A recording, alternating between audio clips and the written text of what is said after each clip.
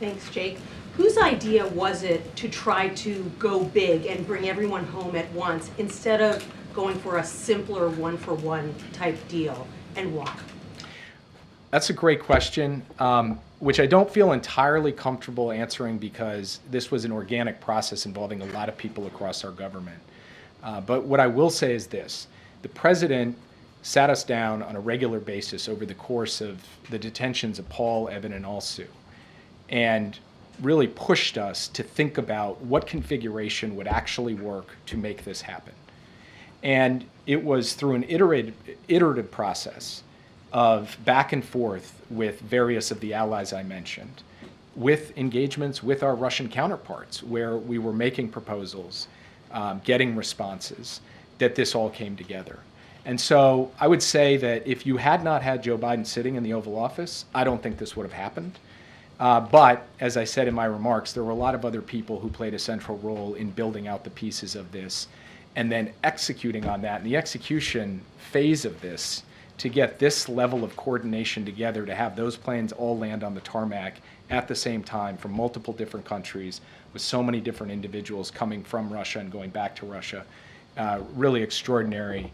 And I think, team effort can be a cliche, but I think in this case it's a warranted description of what happened. And was Alexei Navalny supposed to be a part of this deal before he died in prison? So we had been working with our partners on a deal that would have included Alexei Navalny, and unfortunately he died. In fact, on the very day that he died, I saw Evan's parents, and I told them that the president was determined to get this done, even in light of that tragic news, and that we were going to work day and night to get to this day. And so that work continued over the course of the past few months and culminated in today. Yeah. You've mentioned it a little bit, but can you describe and give us a little bit more color on that Oval Office conversation just before the president came out? Did all four Americans get to speak? Did each of the family members get to speak to their loved ones? Did the president tear up? Did you tear up? I saved my tearing up for this podium. Which, I would like to strike that from the record if we could. I don't know if that's permitted. Probably not.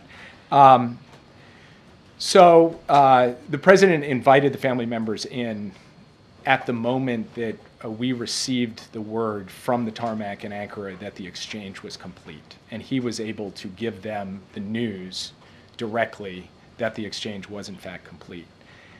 Then Paul, Evan, and Alsu were in one place. Vladimir was actually in another place. So he conducted two calls from the Oval Office, one with the three American citizens on the phone, and he welcomed their freedom, said, that on behalf of the American people, he was so proud to have them out, and then very quickly turned the phone over to their family members, and each family got the opportunity to engage by phone with their loved one who was out. He then conducted a second call with Vladimir, and Vladimir's wife, one of their daughters, and their son were there to be able to speak with him.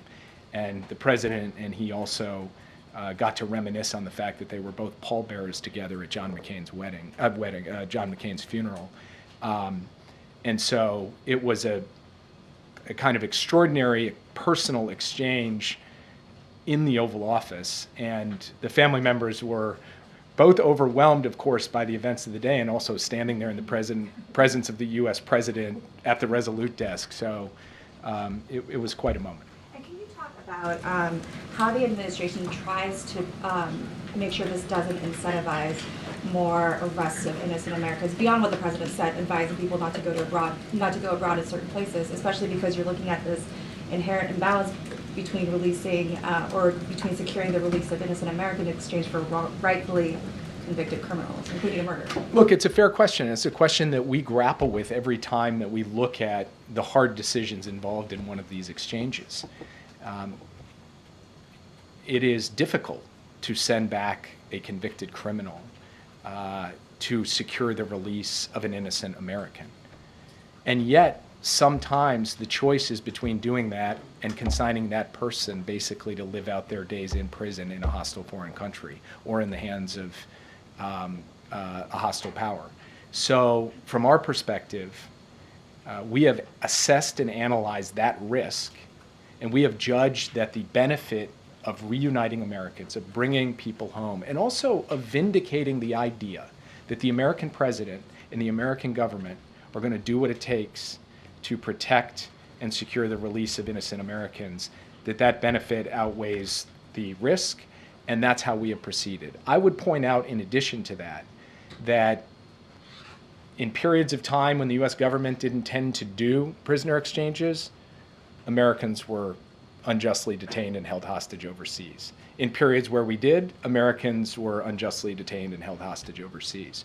So I think there are real questions, and Roger Carstens, the hostage negotiator at the State Department, has actually pointed out that in this analysis, it is not quite as clear-cut that the evidence actually demonstrates the kind of result that your question speaks to, that a lot more people get taken because we do these exchanges. But it's something that we have to pay attention to, and it's something that makes these decisions by the president not simple decisions, hard decisions, and yet, as he did today, he was prepared to make them. Yeah.